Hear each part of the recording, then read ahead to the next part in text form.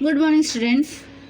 Today we are going to start a new lesson. Ellen Keller. This is a story about a girl who is blind.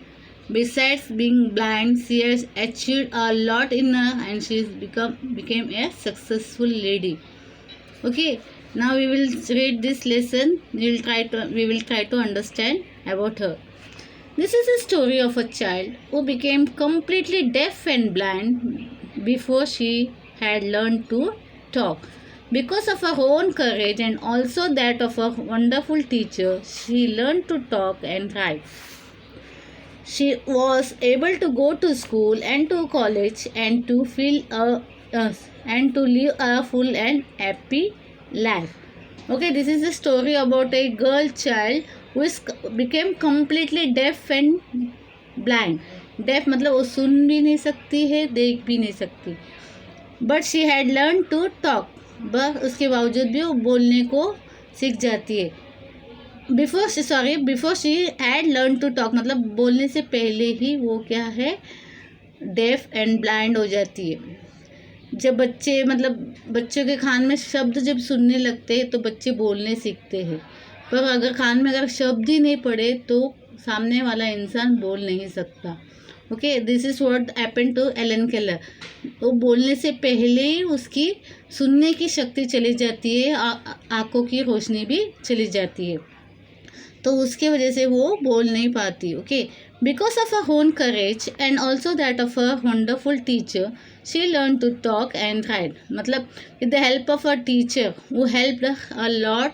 Life में उन्होंने एक teacher ऐसी मिली जो उनको मदद की, and she was a wonderful teacher who taught her to talk and write. She was able to go to school and to college and to live a full and happy life. With the help of the teacher, she began to talk and write, and she was able to go to school and colleges also, and there she become a successful lady.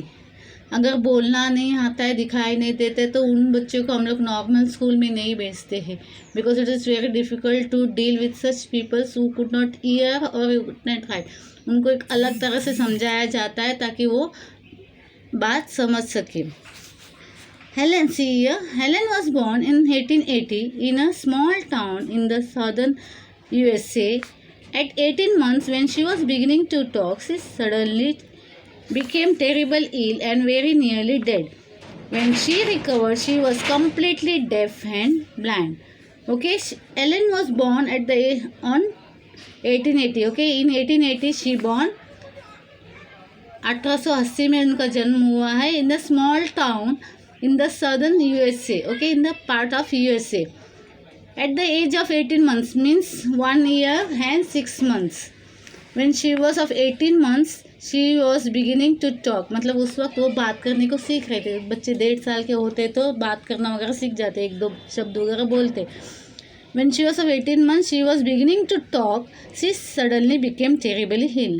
उस वक्त क्या हुआ, वो बीमार हो गई. इतनी बीमार हो गई कि उसकी जीने की वो बचेगी इस बात का भी किसी को यकीन नहीं था. But she survived. When she recovered she was completely deaf and blind. वो बीमारी से तो बाहर आए, लेकिन उस बीमारी के साथ उसका क्या हो गया, उसकी सुनने की शक्ति और देखने की रोशनी, आँखों की रोशनी चली गई. It is very difficult for a deaf child to learn to talk. Most babies learn by the hearing other people talking, but the deaf child cannot hear anything, so how can we know what talking sounds like? As I said in the earlier, पहले मैंने आपको बताया, बच्चे बोलना सीखते हैं कैसे, when they hear the sound, when they hear the words, when they start hearing the words, they try to pronounce that word and how they start talking. Okay, उस तरह से वो बोलना सीख जाते. बट जब बच्चे को कोई सुना ही नहीं दे तो हाउ कैन अ चाइल्ड जज द साउंड को कैसे पहचान सकते हो, कैसे बोल सकते. The same was with Helen Keller. Many deaf people learn to lip read and then become very clever at understanding what other people are saying by watching them. But Ellen could not see what other people were doing. She remembered a few words she had known before she was ill. For instance, she went on calling water Wawa, but she had to make signs for most things. She would shake her head for no and nod for yes. Okay. यहाँ पे what it is mentioned see in this paragraph. Many deaf people learn lip read. Deaf people भी बोलने के सीखते हैं पर उनकी आंखों की रोशनी ठीक हो तो. When you move your lips, आप अपने होठों को जब ये करते मूव करते तो लोग सामने वाले बच्चे क्या करते हैं, उसको मुंह को लिप्स की मूवमेंट को पढ़ने की कोशिश करते और इस तरह they try to speak. But Helen Keller was blind also, so it was not, वो देख नहीं सकती तो लिप रीड तो बिल्कुल नहीं कर सकती. But Ellen could not see that what other people were doing. She remembered a few words she had known before she was ill. For instance, she went on calling water Wawa. Okay, she remember मतलब उसको remember होता जब बीमार but गिरने से पहले उसको कुछ थोड़ी थोड़ी शब्द याद थे जो बोलती थी. वाटर को वावा she used to say because she was a small child and just started to talk. वो बोलने को सीख ही रही थी तब उसकी बोलने की शक्ति चली जाती है.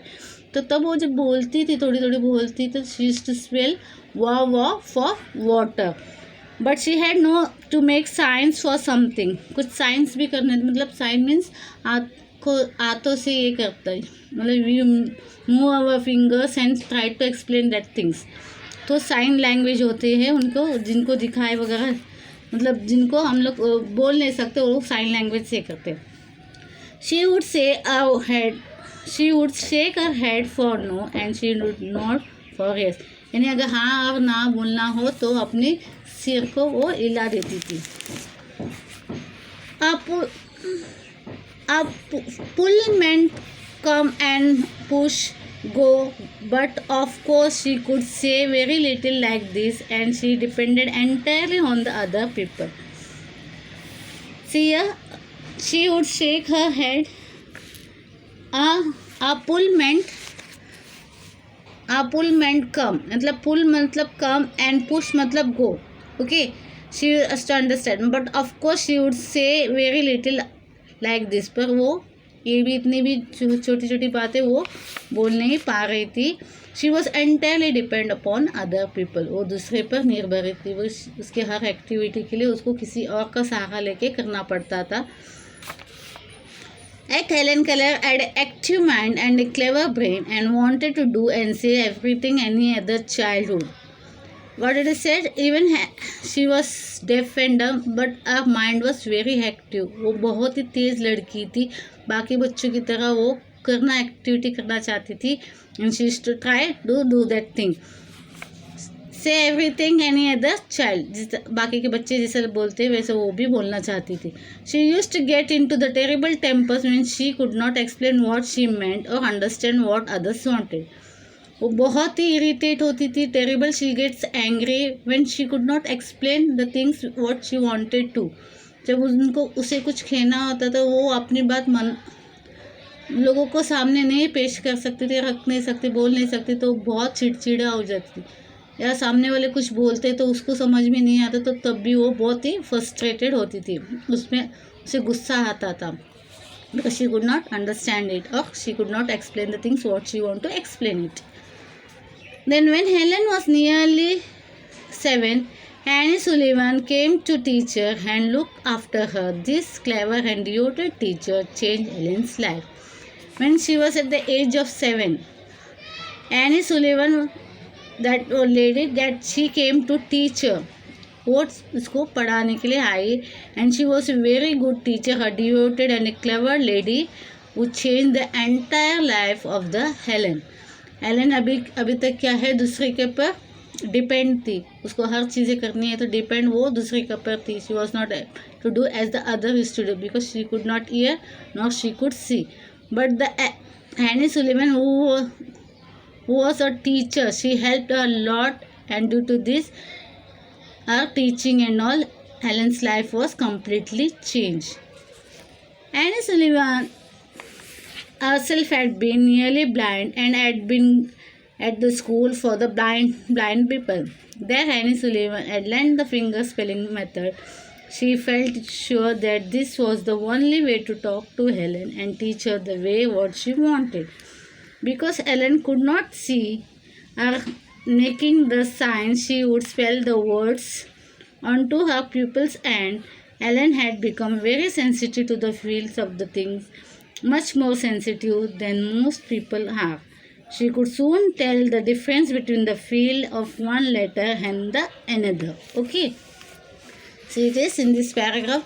Annie Sullivan herself had been nearly blind. Any Sullivan भी ऐसी लेडी थी जो ऑलमोस्ट ब्लाइंड होते होते रह गई. मतलब she was also not able to see the things properly. But she was going to the school for the, वो कौन से स्कूल में पढ़ रही थी? द ब्लाइंड पीपल स्कूल, मतलब जहाँ पे ब्लाइंड बच्चों को पढ़ाया जाता है, उस स्कूल में वो जाती थी. Any Sullivan had learned the finger spelling method and she felt sure that this was the only way to talk to Helen. मतलब फिंगर से स्पेल करना, किस तरह स्पेल करना है. Okay, that she has learned it. और उनको पता चला कि हेलन को भी इस तरह से पढ़ाया जा सकता है. Ellen to teach her the ways what she wanted. Because Ellen could not see her making the signs, she would spell the words onto a people's hand. Ellen could not see, okay, and whatever the sign, कुछ भी actions आप करते तो she could not see. Natural, she was blind due to that. तो what she used to do, उसकी teacher क्या करती थी, उसके हाथों में अक्षर लिखती थी. and she used to ये करती थी, उसको बताती थी कि कौन सा लेटर क्या है. Ellen had become very sensitive to the feel of the things. यानी इसकी वजह से क्या हो गया, वो बहुत सेंसिटिव हो गए. उसके हाथ में कुछ भी अगर लेटर्स ये करता है, she used to understand what letter it was. Much more sensitive than most people. यानी जितने सेंसिटिव हम लोग नहीं होते हैं, उससे कई गुना सेंसिटिव वो लोग हो जाते. She could soon tell the difference between the feel of one letter and another. उससे क्या होगा, वो इतनी सेंसिटिव हो गई क्योंकि हर अक्षर को छूते ही उसको उनमें से अक्षर का फ़र्क समझ में आता है. तो that's how she started to learn it. ये खूबियाँ होती है जो बच्चे नॉर्मल नहीं होते, ऐसे कोई डिफेक्ट्स होते, वो ज़्यादा अपने से कॉमन पीपल से ज़्यादा सेंसिटिव होते, ज़्यादा समझने की शक्ति रखते, क्योंकि उनकी ये जो लेने की ग्रैस्पिंग पावर जो रहती है वो बहुत ज़बरदस्त होती है. हम कुछ चीज़ें को अनदेखा कर देते हैं, पर वो एकदम ये अंडरस्टैंड. अगर कोई समझे किसी को दिखाई नहीं दे रहा है, still they walk on the road, वो फिर भी चलते हैं, क्योंकि वो अंदाज़ा लगा लेते हैं कि ये कहाँ पे कौन सी गाड़ी जा रही है, क्या है, कहाँ पे कैसे मुड़ना है. इवन दे फुट स्टेप्स को वो काउंट करते हैं, उसको ये करते हैं कहाँ पे टर्न लेना है, कहाँ क्या करना है. दे आर वेरी, मतलब उनकी ब्रेन इतनी पावरफुल हो जाती है, उनकी वो इतनी सेंसिटिव हो जाती है कि वो जल्दी से भाप लेते, जबकि we are not able to do so. हम कभी कभी कुछ चीज़ें देख के सुन के भी कुछ ऐसी गलतियाँ कर देते जो अनएक्सपेक्टेड होती है. But they have a good grasping power, we can say. कुछ ये करने की चीज़ें, समझने की चीज़ें उनमें इतनी ज़्यादा होती है कि वो बहुत ही, उनकी माइंड बहुत ही पावरफुल होती है. Very good, very clever and all. Okay, here we are stopping this lesson. Helen Keller की स्टोरी को हम यहाँ पे स्टॉप करते हैं. In the remaining lecture we will be completing this. I hope you understood this part of this lesson which I explained you. एक लड़की की कहानी है जो 18 महीने की थी, जब भी वो बीमार होने के कारण वो डेफ एंड ब्लाइंड हो जाती.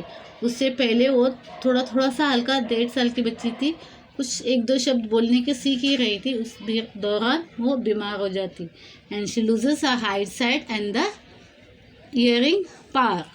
ओके, तो वो एक उनकी लाइफ में एक टीचर आती है एनी सुलिवन करके, जिन्होंने उनका ज़िंदगी को एक नया रूप दिया, नया रंग दिया, और नई मोड़ से देने की वजह से एक हेलन केलर अपने लाइफ में एक फ्यूचर में एक सक्सेसफुल लेडी, आम बच्चों की तरह एक ग्रेजुएट पढ़ी लिखी लेडी मानी जाती है. We will be seeing in the next lecture. Thank you.